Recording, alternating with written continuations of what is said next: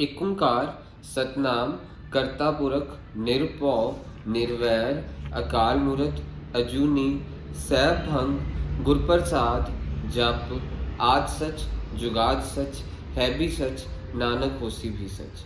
वाहिगुरु जी का खालसा वाहिगुरु जी की फतेह। Dear students, in this video I am going to cover the topic correlation. Correlation by Karl Pearson method. Correlation का मतलब क्या होता है? डाटा एक दूसरे के साथ कैसे लिंक है उसे कोरिलेशन कहते हैं। सो डाटा का लिंकेज निकालने वाला तरीका कार्ल पियर्सन नाम के एक इकोनॉमिस्ट ने दिया। मींस डाटा के बीच में लिंक निकालना, उस प्रोसेस को कोरिलेशन कहते हैं। कोरिलेशन निकालने का तरीका एक इकोनॉमिस्ट कार्ल पियर्सन ने दिया, दूसरा दिया स्पीयर्समैन ने। कार्ल पियर्सन, स्पीयर्समैन, ये दो बंदों ने दिया। सो स्पीयर्समैन एंड कार्ल पियर्सन, ये दो बंदों ने कोरिलेशन निकालने का तरीका दिया। जो इनसा कार्ल पियर्सन वाला बंदा है, इसके यानी आगे direct method, shortcut method, step deviation method है। स्पीयर्समैन का एक ही मेथड है, उसका कोई ऐसे डायरेक्ट शॉर्टकट स्टेप डेविएशन नहीं है। In short, correlation means data के बीच का रिलेशन निकालना। डाटा के बीच का रिलेशन निकालने का आपको बेसिकली दो तरीके हैं, कार्ल पियर्सन मेथड, स्पीयर्समैन मेथड। एक इकोनॉमिस्ट कार्ल पियर्सन था, उसने एक तरीका दिया, एक स्पीयर्समैन था, एक उसने तरीका दिया डाटा के बीच में कोरिलेशन निकालने का। और हम सबसे पहले कार्ल पियर्सन का डायरेक्ट मेथड करने वाले। डायरेक्ट मेथड को एक्चुअल मीन मेथड भी कहते हैं।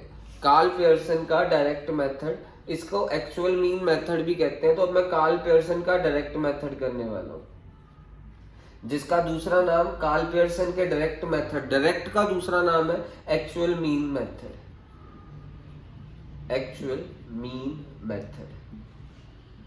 तो आपको क्वेश्चन दिया होगा कुछ इस तरह से, जैसे दो डाटा दिए हुए हैं, age of husband and age of husband दी हुई है हमारे को 21, 22, देन 28, 32, 35, फिर उसके बाद 36। ये आपको एज ऑफ हस्बैंड दी है। नीचे एज ऑफ वाइफ भी दी हुई है। और हमारे को एज और हस्बैंड और एज ऑफ वाइफ के बीच का रिलेशनशिप निकालना है कि इन दोनों के बीच में रिलेशन क्या है। आपको ये डाटा दे रखा होगा, age of husband and age of wife. आपको इस डाटा के बीच का रिलेशन निकालना है, age of husband and age of wife के बीच में। सो आपको जब ये क्वेश्चन कुछ इस तरह से दिया होगा, find correlation between age of husband and age of wife by Karl Pearson's actual mean method, तो आप अब क्वेश्चन को कुछ ये क्वेश्चन है, अब सॉल्यूशन इसका कुछ इस तरह से होगा। एज ऑफ हस्बैंड को आप एक्स ले लें, एज ऑफ हस्बैंड को हम एक्स ले लेते हैं। एज ऑफ हस्बैंड एक्स हो गया, और ये एक्स कितना हो गया 21, 22, 28, 32, 35, 36। फिर एज ऑफ वाइफ को हम वाई ले लेते हैं, एज ऑफ वाइफ, इसे वाई ले लेते हैं। और वाई कितना दिया हुआ 18, 20, 25, 30, 31, 32। अब हमारे को कोरिलेशन निकालना है, डाटा के बीच का रिलेशन निकालना है बाय एक्चुअल मीन मेथड। पहले हम यानी मीन निकाल लेंगे। मीन कैसे निकलेगा? से पहले एक्स का मीन निकाल लेंगे, फिर वाई का मीन निकाल लेंगे। ये जो सा एज ऑफ हस्बैंड हमने कैपिटल एक्स लिया, एज ऑफ वाइफ हमने कैपिटल वाई लिया, तो मीन एक्स निकलेगा sigma x divided by number of terms. X का टोटल है मेरे पास 174, इन सभी को प्लस करा 174 आ रहा है। 174 divided by number of terms. Number of terms है मेरे पास 1, 2, 3, 4, 5, 6। 174 डिवाइडेड बाय 6, तो मेरे पास इसको डिवाइड करके आ रहा है 29। ऐसे ही मैं y का मीन निकाल लूंगा। y का मीन कैसे निकलेगा? Sigma y upon number of terms. Means हम इस y का टोटल निकाल लेंगे। इन सभी को प्लस करके आ रहा है मेरे पास y का टोटल आ रहा है मेरे पास 156। 156 divided by number of terms. Number of terms कैसे निकलेंगी? 1, 2, 3, 4, 5, 6 टर्म्स है, इनको डिवाइड करके मेरे पास आया 26।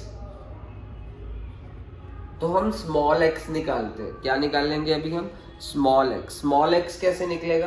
कैपिटल एक्स में से मीन माइनस कर दो, यानी 21 माइनस एक्स वाला मीन कितना है 29, 21 minus 29, 22 minus 29, 28 minus 29, 32 minus 29, 35 minus 29, ये x हो गया और मीन कितना आया पहले x का 29, 36 minus 29, that is minus 8, minus 7, then minus 1, then 3, then 6, then 7. So हमारे पास ये स्मॉल x आ गया। अब हम निकालेंगे small y।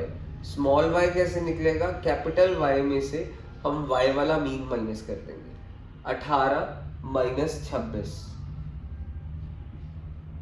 20 minus 26, 25 minus 26, 30 minus 26, 31 minus 26, उसके बाद 32 minus 26, 18 minus 26 is minus 8, minus 6, minus 1, then 4, then 5, then 6. So हमारे पास ये आ गया स्मॉल y। पहले स्मॉल x निकालना है कैपिटल x में से मीन माइनस करके, स्मॉल y निकालना है कैपिटल y में से मीन माइनस करके, फिर स्मॉल x का स्क्वायर निकाल लेंगे, फिर स्मॉल y का स्क्वायर निकाल लेंगे।